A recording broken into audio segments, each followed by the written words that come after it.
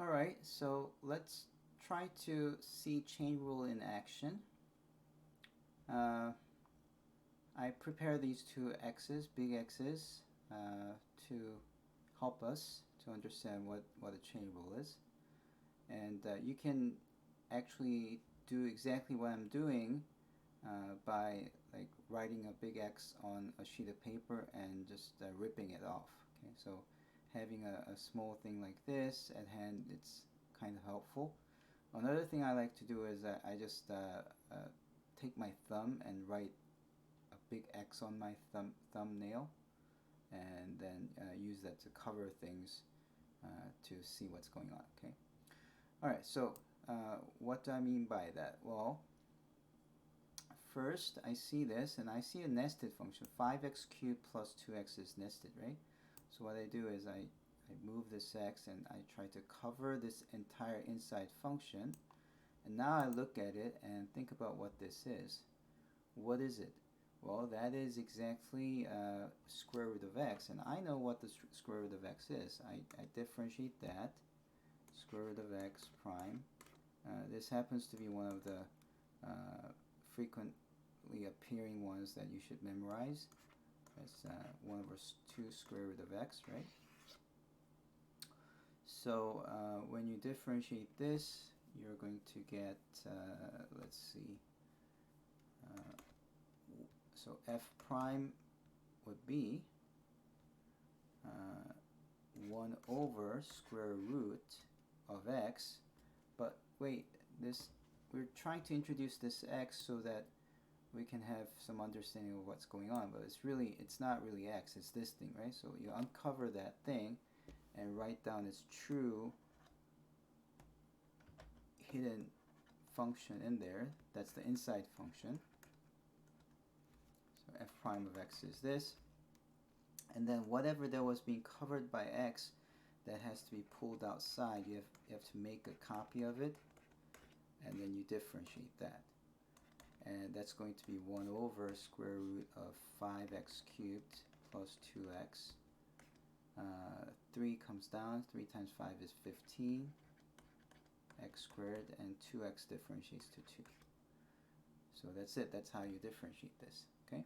So to recap, what do? You cover a portion of the inside function as a big X, think about the derivative, write the derivative, uncover whatever you uncovered, bring it outside, and you differentiate, and that's how you get it, okay?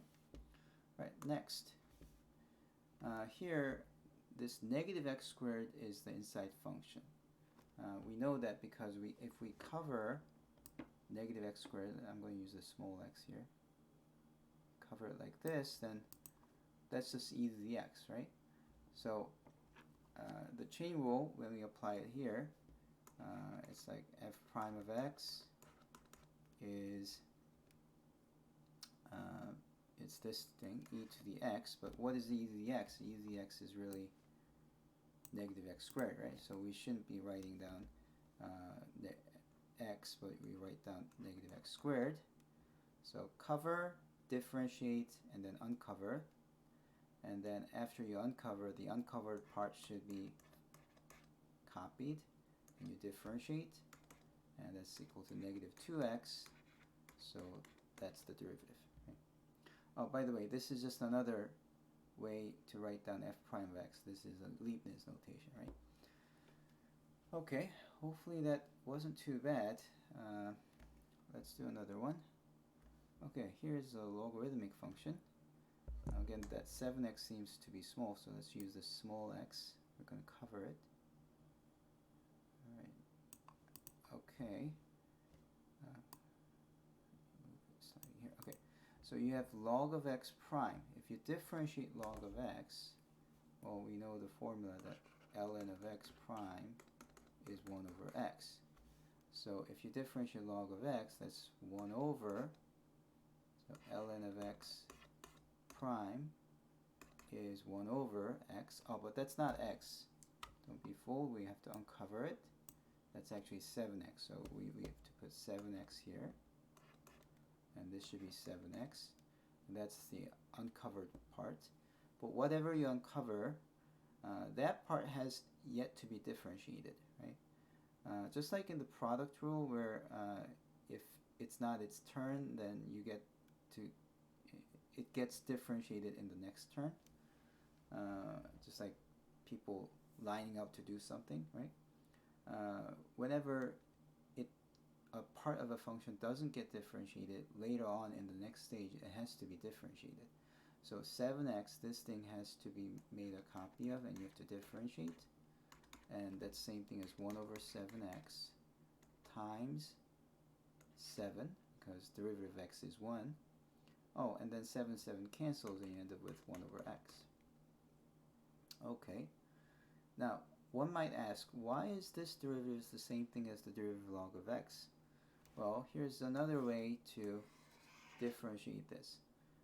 I told you that sometimes you can avoid having to use the chain rule if you can write it down as not a nested function.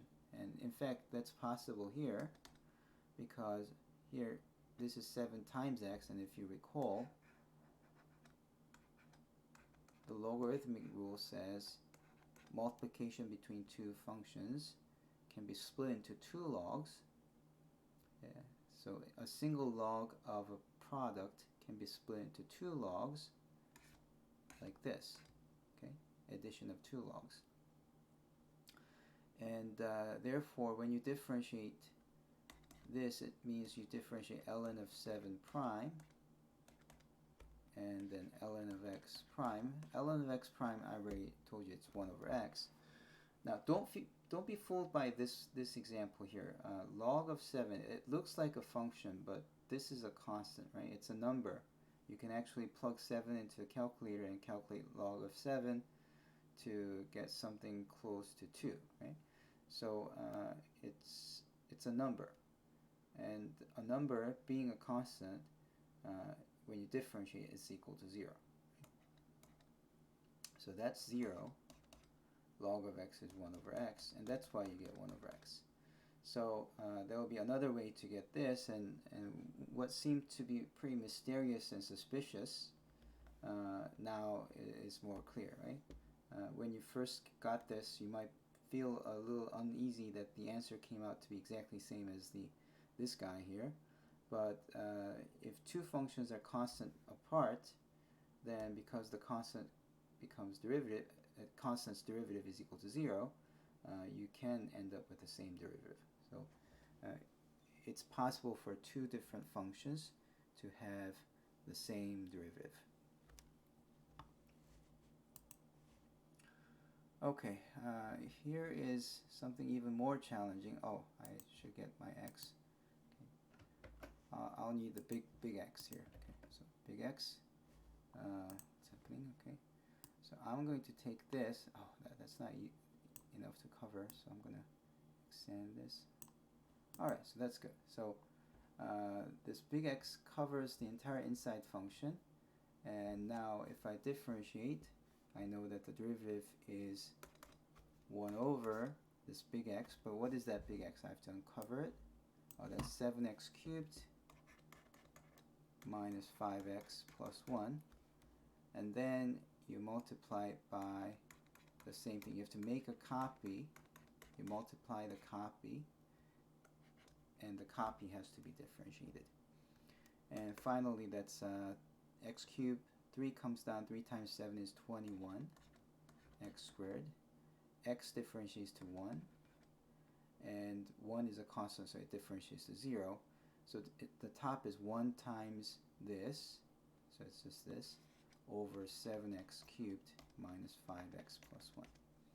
So at this point, you might even say that there's a formula for the log. Whatever you have inside a function, okay, inside the log function, if you differentiate, you end up with f prime of x over f of x if you use the chain rule, because if you cover it, it's like log of x, so you get 1 over x, so you get 1 over f of x, and then the derivative of the inside function is multiplied, so f prime x gets multiplied, so you get this.